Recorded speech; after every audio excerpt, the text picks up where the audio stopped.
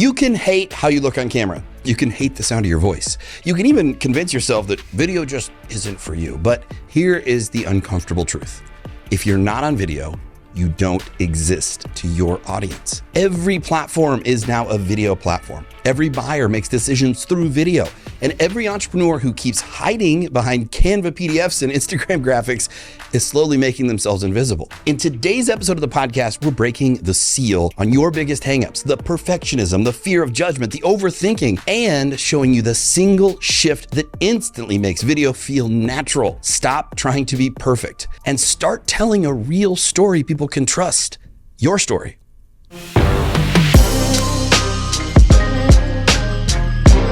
If you are an entrepreneur, you are an addict. That's very dramatic. Ooh, man. Well, no, it's true. As entrepreneurs, as business owners, we place our companies above everything in our life, including our own personal health and well-being. We miss kids' baseball games. I mean, I don't even go to other kids' baseball games anymore. It's that bad. And who would know? That sounded really creepy. Who would know this better than two real-life entrepreneurs and addicts? That's us. I was talking about us. Yes. Oh. Let me introduce to my left of my right side is the one and only Lance Pendleton. He is an entrepreneur addict, and he is also the founder of Easy Mac and Cheese. Not a lot of people know that, but he came up with that idea in his dorm room. I did. It's a somewhat true story. Mm-hmm. And I'm excited to be here today with my longtime BFF. We have the little necklaces. Are we BFFs now? Yeah, we have the matching necklaces. Matthew Tompkins, who is both an entrepreneur and addict. Yes. And many people don't know this, but Matt is the guy that invented Post-it notes. Yeah, I am. I'm actually a billionaire. Yes. That's what the B in BFF is. Yeah. Billionaire. There's a whole other app. There's two F's. So we're talking today about video. And, there's the old adage, video killed the radio star. No, radio stars killed themselves. Radio industry ate itself. But video is it's a weird thing that entrepreneurs can't seem to accept. You're going to have to be on video. It's just reality. And I don't understand why. I get the hang up initially, but it gets kind of old hearing from people who say, I don't know, I don't like the way I look on camera. I don't like the way I sound. It's like, okay, do you not like the way you look or sound in person? Because you're going to those meetings, where do we draw the line here? I've got so many clients that every time I start talking about the fact that they need to actually have who they are stand out and show people who they are and what they do and how they help and all those things. And we start talking about video and they're like, I don't want to do that. I don't like being on video. And my number one question to them is always, how is anybody supposed to know you? Yeah. Right? Is it through your Instagram post of, your newest household of your cool PDF you created in Canva, just like everybody else? Yeah. Or? Is that how are someone supposed to get to know you? It's again, we're in a completely different time period. We're in a different world now. You have to be on video. I get it. We're not all comfortable being on video. I myself don't like being on video. I will be much harsher in my critique than others in that, but actually, that's not true. You'll probably be harsher on the critique of me after that. I don't know. Some of the critics online, once on YouTube, I had a guy, he said that I look like a human scrotum. And, and I'm going to be honest, in that video, he's not wrong. I was a little wrinkly, a little wear and tear there. So, carrying some baggage, I've heard all the negativity, and you don't know what true hate or vitriol is until you go through it on a really big stage. Yeah. You think it's bad, and it's like, I don't want to put myself out there. I don't like the way I look, and what are people going to think? Try doing that, on television and the radio and being attacked. We replaced a radio show, morning show. They were on the air for 16 years. Oh. We stepped in, and management refused to let us explain anything to people. Tell them what was going on. Showed up one day? Literally. Oh. And the phones did not stop. It didn't help that my first joke was like a murder joke. Oh. I was like, our local city, we hit almost broke the record for the most murders in a calendar year with 41. Come on, guys, we can get it next time. Oh, man. That's bad. I gave him a reason to hate then. Yeah. But I can tell you as somebody who's taken on a lot of hate, who's taken a lot of criticism and just dirty looks at Home Depot. It's all meaningless. It really is. I want to give you a lesson in marketing. It's all about perception. And really, if you think about it, life is about perception because it's our reality that we perceive everything. So, if you think about it, an easy answer to your problem is don't watch videos. Right. Just you do them, you put them together. Okay, they're posted, they're scheduled, and I'm not going to think about it. Hire somebody to do the editing and put it together and schedule it for you. You don't have to think about it. I honestly, we do all kinds of content with our marketing company here. I don't spend that much time on social media anymore. Like I rarely am on it. Like it gets annoying. People will message me on like Facebook Messenger and I'm like, sorry, this is like 3 weeks late, but I just don't go on Facebook and Instagram that much, I was going to say, people still use Facebook Messenger? Yeah. Really? Mm-hmm. Okay. Yeah, there's like, 20 platforms now we got to communicate on. Gosh. But my point is like, you can use it as a tool. It's just, it's unavoidable. Mm-hmm. You have to be on video. That's just, it's like if you're not on video in videos, and you're putting videos out, it's like not having a website. You don't exist to everybody because every platform now is a video platform. So let's talk about why though, because I do think there's validity for a lot of entrepreneurs in the why they don't like being on video. So the first thing that I hear from a lot of my clients is because once you put that out there, it's out there. And so they then start to overthink the process. They start to overthink, well, what am I going to say? And how am I going to say it? And what's it going to, how are we going to shoot it? And yada, yada, yada. And it feels like this massive permanent thing where like, what's safe? My newsletter. Or like, what's safe? The like update on what the company's done this month. Like that. So like, how do we get beyond that, Matt? Because that's the thing that I don't really have great advice for people on other than the whole Nike just do it factor. But I like to default back to this with any advice when it comes to like marketing, and because it's all about behavior patterns and psychology and what we do, not what we say. So think about yourself and what you enjoy. Like they don't put outtakes at the end of movies because people hate people making mistakes and they want a perfect performance. Right. We love them because it's like, oh wow, they broke character, and it's Saturday Night Live. How many times have they totally foobarred a sketch? Makes it a classic. Yes, better than ever. Michaels hates when they do it. As opposed to the perfectly perfected, oh, we did miss a beat, miss a line. That falls flat. It's not as good. And so we are humans. We are not perfect, and to chase perfection is a mistake. You're never going to reach it, and people don't even want it. That's the thing. Like.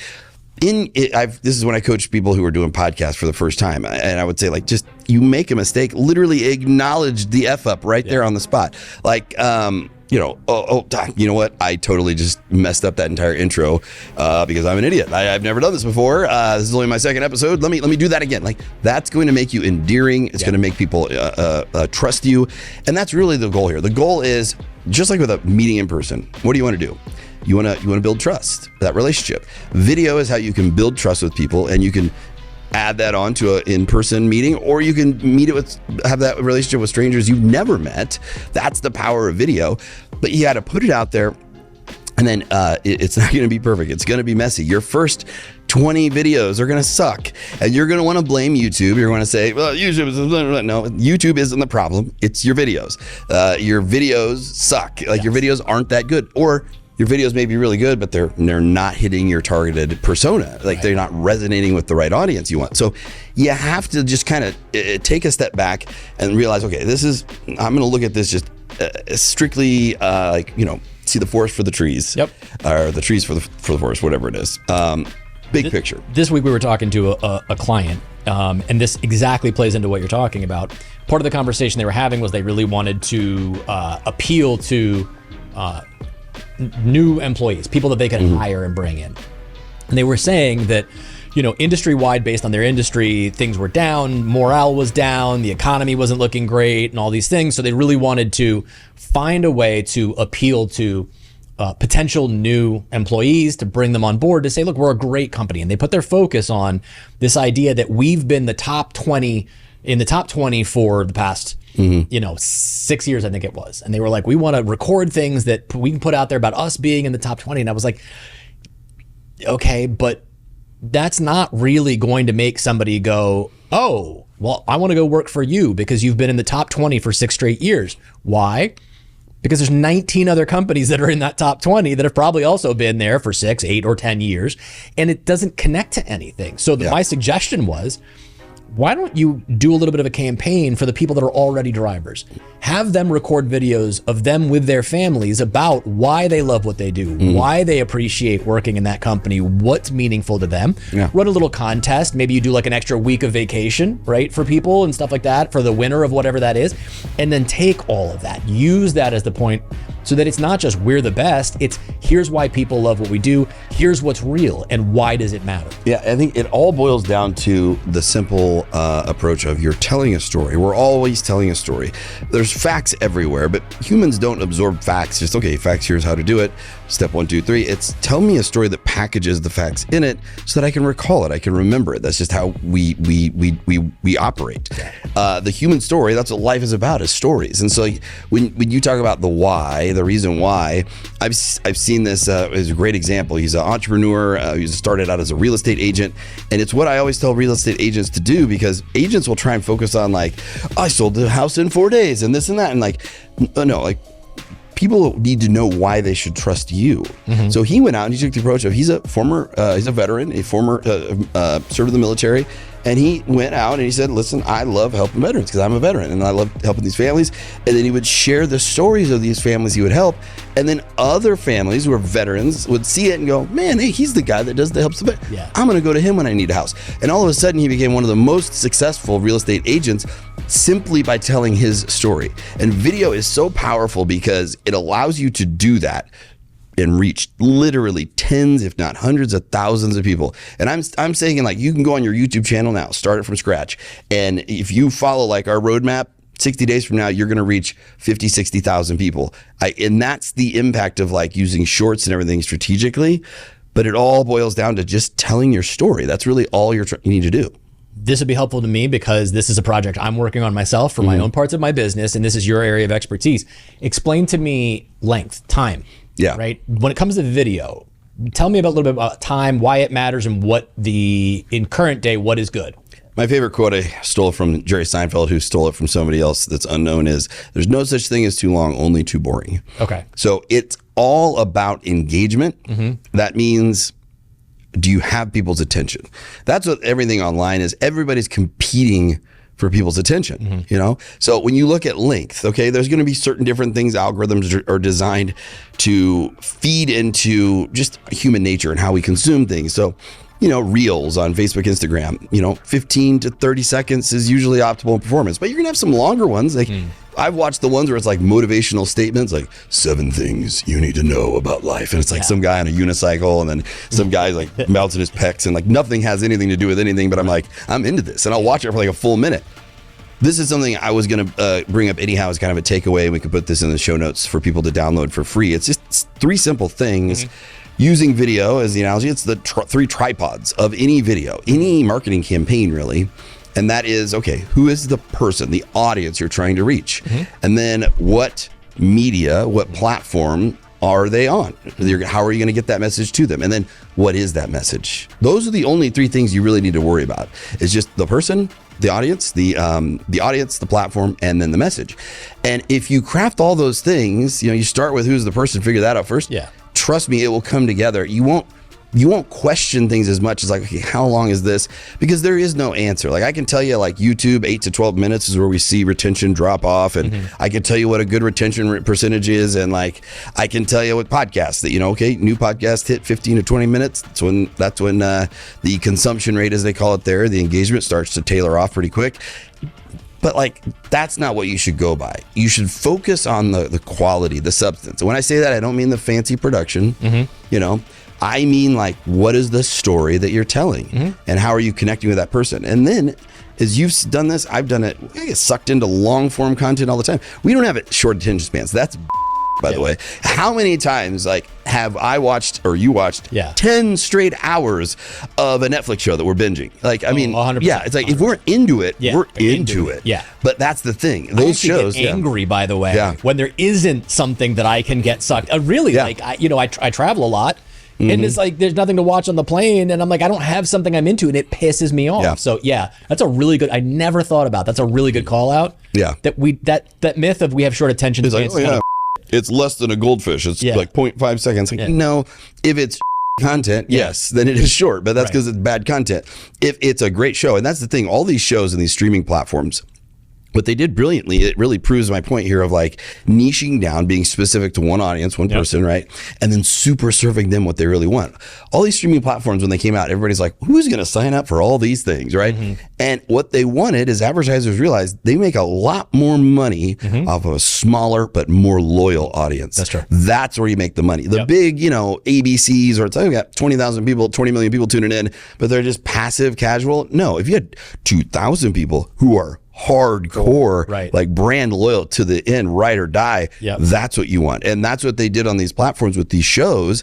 They're like, all right, okay, cool, we're gonna put this show out. It's gonna resonate with Lance motherfucking Pendleton. Like they have your persona, they know exactly who you are. Sure, you'll attract other people, but if you take that same approach, just imagine the content you could put out and connect people with people simply by telling your story. So what's the takeaway, Matt, for today's episode that people can go do something proactively? Yeah, so in the show notes, I want to include just a simple, it's 3 steps, PDF you can download. And that is those 3 things that you need to really focus on with your video or campaign, if it's an individual video or a series, whatever it is. Obviously, we're happy to help and advise as much as we can with any of the group coaching or one-on-one coaching opportunities. If you want more of the I want I want to get into the weeds on this, and I really want to know how to optimize my YouTube channel, etc. But it starts with that message, the story. So go in there, focus on the message, the audience, and then the form of media, the platform that you're on, and then think about what are your unique qualifiers, your differentiators, what makes you stand out, and really embrace that. Like my friend, the military guy, Jay, he really embraced it, and that's who he is, And so for you, as an example, Lance, I would say, embrace. What would it be? Oh, it would be embrace. Dad bods. Oh, sure. I got one of those. And dad bods are they come back. Dad bods are sexy. Now. Yeah. There's a lot of young women who love the dad bods, the older dad bods. So you can embrace that. Have fun with it. So I want to end today's episode though with a little something that we didn't plan and we're not prepared for. I think what we should do to show people that we are real and it's a real thing. I think we should end today's show by giving everybody access to a video clip of early videos Matt made. We'll throw a little something in there at the end there so people can see. Well, how early do you want? Because I have a video, my very first video I ever edited, VHS to VHS, was for a bit called Dial-A-Style, where you took a thing and you touched your head and you changed your hair. Yeah. And if I was famous, it would get me canceled because there is a scene in there.